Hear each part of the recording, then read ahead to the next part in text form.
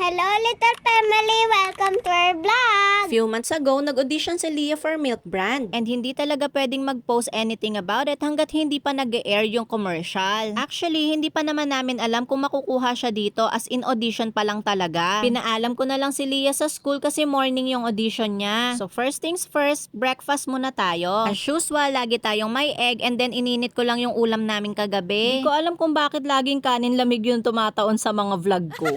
Kaya ayan, sangag-sangag na naman. So ayan, pinag-breakfast ko lang si Leah at hindi ko na na-video dahil naligo na rin ako. Syempre, pagtapos na ako mag-ayos, saka naman si Leah para hindi niya ako atatin. Pag mga special events talaga, lagi kong ginagamit tong Fresh Love hair stick ni Leah para hindi gagalaw yung buhok niya. Lalo na magko-commute lang kami, baka pagdating namin dun tayo-tayo na yung hair niya. Minsan pa naman pagdating namin dun salang agad kaya hindi na nakakapag-retouch. So ganito nga lang yung naisip kong ipit kay Leah para makita yung face niya. At syempre, lagi tayong gagamit ng Snake Brand Prickly Heat Powder. Grabe to sa cooling effect, hindi ka talaga agad-agad magpapawisan. Kaya ayan, halos ipaligo ko na. Sa Makati nga pala kami pupunta, pero ayan, tricycle pa lang, mukhang bruha na.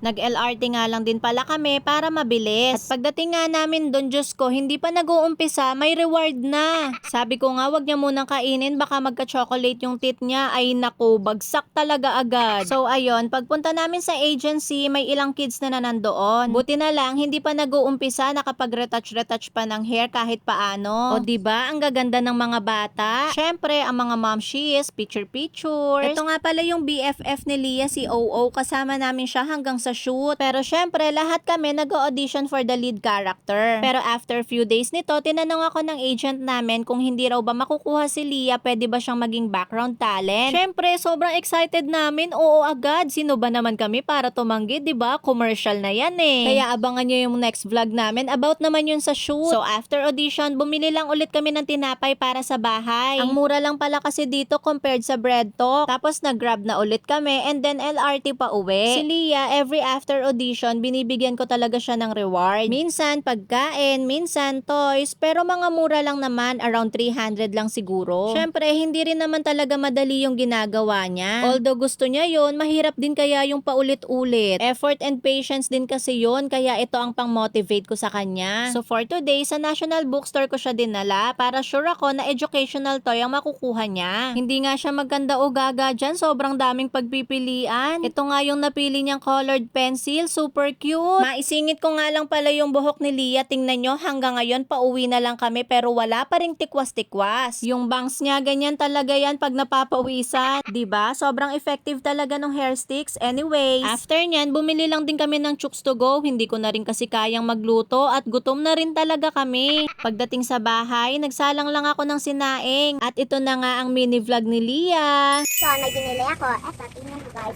May package ako na may binili ako. Check this out guys. 3, 2, 1, wait. Tada! Eto na siya guys. Oh my god, ang dami guys. Tingnan nyo, may mga unicorn pa. Ang cute. Oh, ang gaganda. Ang bango, parang pineapple. Ang bango guys. Parang amoy cherry guys. Basta. Ayan o, wow.